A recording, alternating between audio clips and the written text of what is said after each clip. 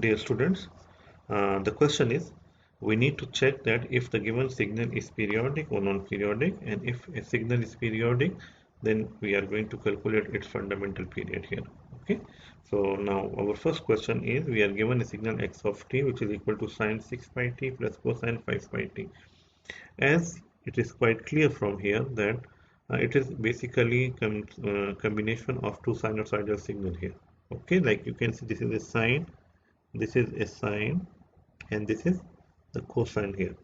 So if my signal is basically the combination of two sinusoidal, means the addition of two sinusoidal, then we to check for the periodicity, what we will be doing, we say that we need to calculate the individual period, means for the first one we will find the t1, for the second one we will find t2, then we are going to find the ratio of them. If the ratio turns out to be a rational number, then we say that it is a periodic signal. Otherwise, we say that this is a non-periodic signal. So for the non-periodic signal, we don't have to calculate the fundamental period here. Okay, so just let's assume that this is our x1 of t. Similarly, this is your x2 of t here. What we will be doing, we are going to compare x1 and x2 with the general sinusoidal here. Let's suppose we say that we have like sine omega t. This is the general form here. Okay, so for the general form, we can find omega from here. Okay, if we compare both of them, so you can see here in this case, if I compare it, so my omega 1 will become 6 pi here. So omega 1 here will be equal to 6 pi. Similarly, omega 2 from the signal x2 will become 5 pi here. Okay, so now once we have omega 1 and omega 2, we can find that t1 and t2. We know that omega is equal to 2 pi divided by, this is t1, which will be equal to 6 pi here, and if we further simplify it, we will end up with t1 is equal to 1 by 3 here. Similarly, omega 2, we are going to calculate t2 from it, like 2 pi divided by t2 here, which will be equal to 5 pi here. Once we do the simplification, it's a straightforward simplification. So we will end up with t2 is equal to 2 over 5 here.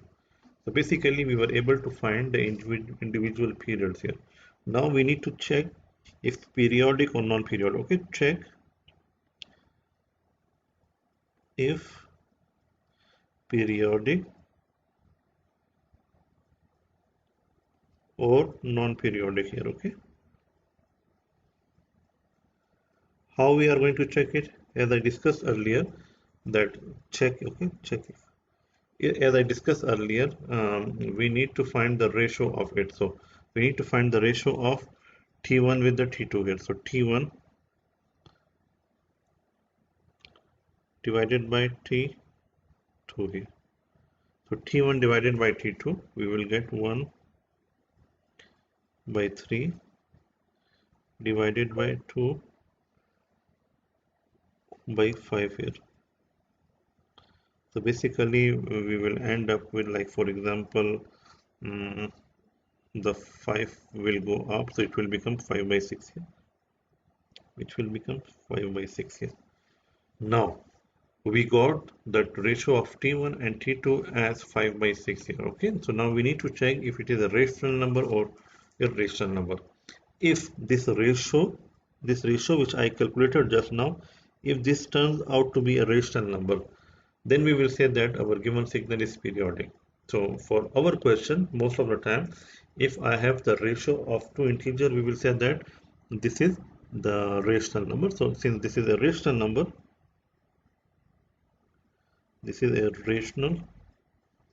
number, so we will say that this is periodic signal here.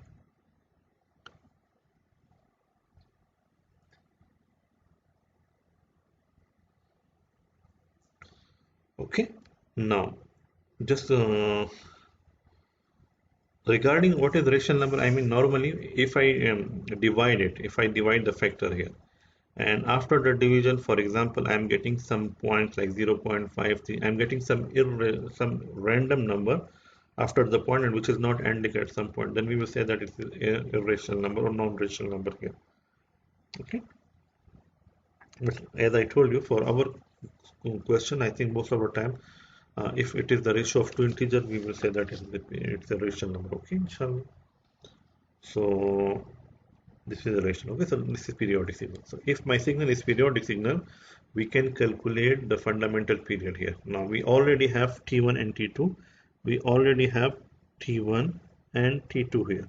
Okay, so we say that the fundamental period will be equal to the fundamental period of a frequency the is basically the greatest common divisor of all the frequency components in the fundamental frequency. Okay, if it is a period, the fundamental period will be the LCM of all the individual periods. And if we are talking about the frequency, fundamental frequency, then it is going to be the GCD here. Okay, so we just quickly we say that, for example, if we talk about the fundamental frequency here, let's suppose this is F is the fundamental frequency. So this will be the GCD of all the individual frequency F1, F2, and so on. Okay, it can be multiple frequencies here. Okay, if we talk about the time period, so fundamental time period will be equal to the LCM of the individual time period T1, T2, T3, and so on, whatever we have. Okay, so in this case, since we are talking about the fundamental period, so we are already given the T1 and we are already given we already calculated the fundamental periods here. So the time period or the fundamental period T will be equal to the LCM of T1 comma T2 here.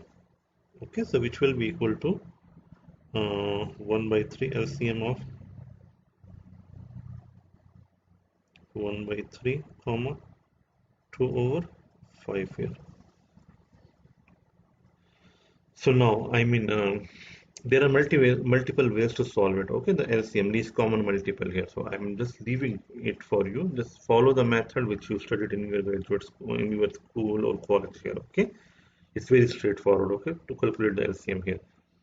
Just I will be just giving you a simple thing here. Whenever we have the fractions which involve the fraction, we need to find the LCM here.